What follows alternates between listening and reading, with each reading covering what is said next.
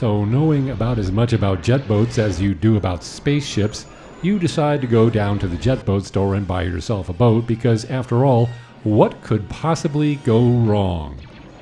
And then you bring home a fine-looking specimen like this, and boy, are you happy.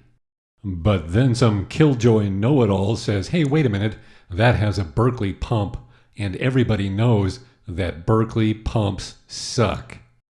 But is this true? Well, let's take a look and find out. You got 30 seconds, you jabbering butt plug. Now we're getting it. So, looking at some actual evidence, here's a Berkeley boat running the terrifying Chitam Rapid in Idaho, and it looks like it's doing just fine.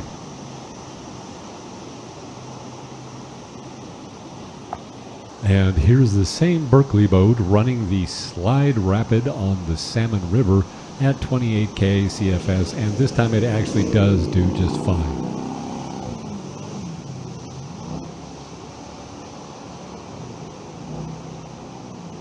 And here's another video of that same boat running Granite Rapid in Hell's Canyon at 72,000 CFS. Holy shitballs! Holy shitballs! Holy shitballs! Oh, holy shitballs! Oh, holy! And it's important to note that this boat actually has a 460 that's slightly hotted up, so it has some good power, but more importantly, it has an inducer installed, and the inducer is actually just a small impeller that sits in front of the main impeller and basically turns the pump into sort of a two-stage. And here you can see the complete inducer kit with the impeller and a machined shaft and a bearing and a spacer and a little thingy. And I think the total price was $600 or something like that. The inducer helps a lot in whitewater, and in my experience, this boat did not cavitate out until all hope was already lost, like from a severe faceplant. So in my experience, this boat doesn't really cavitate until the intake is completely out of the water, and you really can't do much better than that.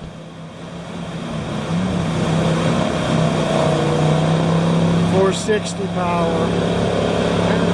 That's the difference in a 460. Well, some people might complain that the Berkeley cannot pack a load. And what do they really mean by this? Well, the only thing they really can mean is that it produces less thrust per horsepower than a pump like a Hamilton 212.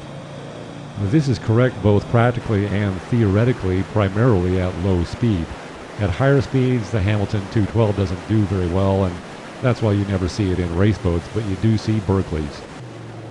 Now, so as to not sound like I have only good things to say about this boat, I should point out that the steering is a wheel with about a 1.5 turn lock-to-lock, so it's not as fast as a stick. Also, the bow has a relative V entry compared to the preferred whitewater bow shape, so it has more a tendency to shear off to the side like this. Another problem with this particular boat is it had saddle tanks, a total of 100 gallons, and when I wanted to go on a long trip, if I filled those tanks all the way up, it just felt too ass heavy. So I'd end up putting 70 gallons in those tanks and then take the passenger seat out and fill that area with gas cans. And for further encouragement of you Berkeley owners, here's a map of all the rivers that the featured boat has run in Idaho. And this includes all of Hell's Canyon, about 300 miles of the Salmon River, a bit of the Payette, and the Snake River high up near Bliss and around the Idaho Falls area. And all of this was at a variety of flows, low and high and in between. So hopefully this gives you more confidence of what you can do with your Berkeley jet.